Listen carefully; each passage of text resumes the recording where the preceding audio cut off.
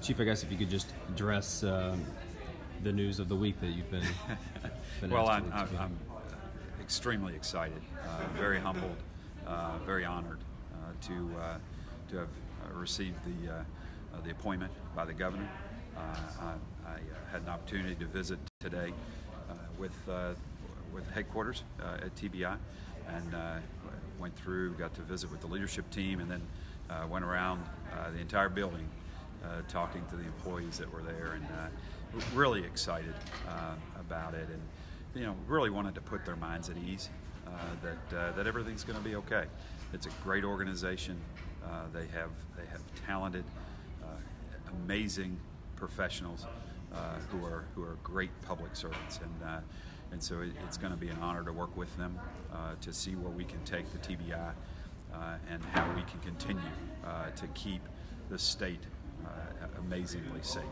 And so that's going to be our goal, is to really turn Tennessee into the safest state in the country. And so that's something we'll do, working very closely with our partners throughout the state, with our local law enforcement, state law enforcement, and federal agencies as well. So it's again an absolute honor. It's been a whirlwind for a couple of days. The realization of the selection, and then then just really getting the eye on the organization, and starting to make decisions on what we do going forward. Can you talk about the phone call? Sure. The governor called. He had a couple of questions for me, and then he made the offer. Asked me if I was still interested, and made the offer, and obviously we accepted, and then we started talking about business, what we needed to do immediately to start getting things in place. He wanted to know how soon I could go to work, and so I asked if I could serve out the rest of the week in my current position, and then get started first thing Monday. Any comment on the deputy or the interim director right now who's been asked by lawmakers to step down? Yeah, the only thing I'll tell you is that information has been answered through the governor's office and through the TBI. So appropriate steps have been taken. Mayor yesterday said that she'd begin speaking with candidates. The deputy chiefs is where she would begin. She would go from there. Comment on the 4 deputy chiefs, and if you think that your successor is among one of them.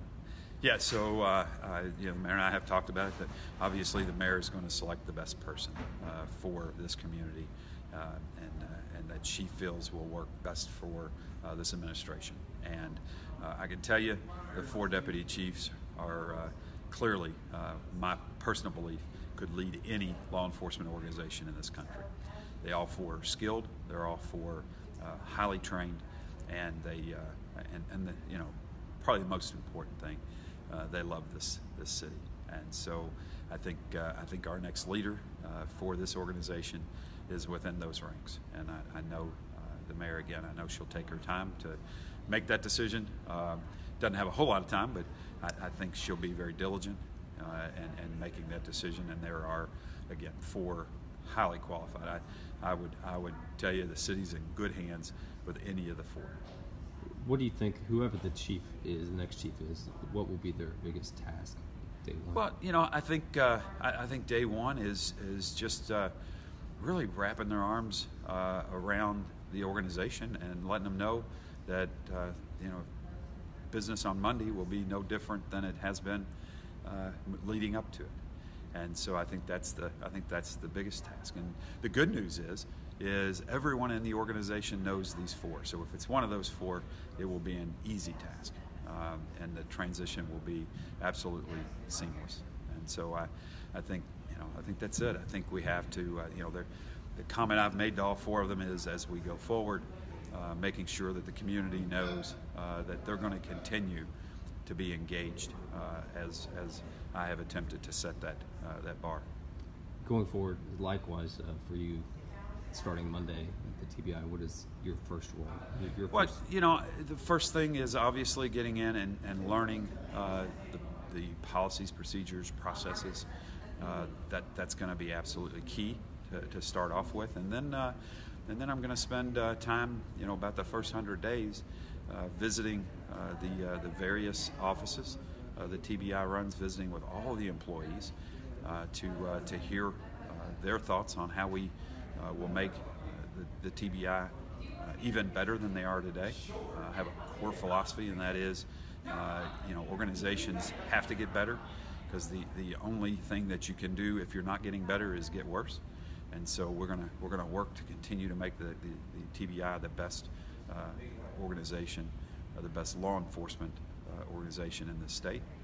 And so that'll be a big part, but then also working with the partners. That'll be a key to how successful we'll be able to be, and that is reaching out to those key core agencies that we work with.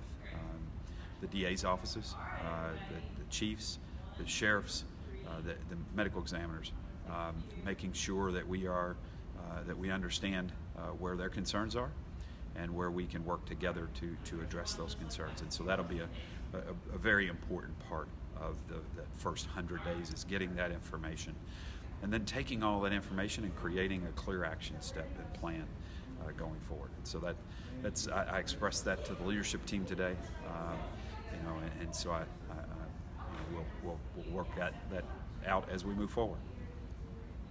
I think lastly, just looking back on your time here in Knoxville, do you feel like, as you move on, you were able to accomplish the goals you set for yourself in this position? Yeah, absolutely. So I didn't get them all done, but the vast majority I did, and we certainly got the ball rolling on the ones that I was hoping to accomplish before time to go. And the new facility was one of those goals. I am heartened to know that the appropriations have been made and the effort is going forward, and so I'm excited that we at least got the ball rolling in that direction. Other than that, in terms of some things I would like to have got done, there's an initiative, the One Mind campaign that I've been working on with IACP that requires us to train law enforcement, 100% of our officers, in mental health first aid. Well, I expanded that. What I want to see is training the vast majority of our community in mental health first aid. And so I've got that seed planted, and it's moving forward. We've applied for a grant to see if we can get that started. So that's another thing that I really wanted to get accomplished in terms of making Knoxville really a compassionate city for those who suffer with mental illness. And so that's moving forward as well. So I didn't get them checked off, but I certainly have got the seeds planted, and they're moving in the right direction. Thanks, Chief. Thanks, Chief.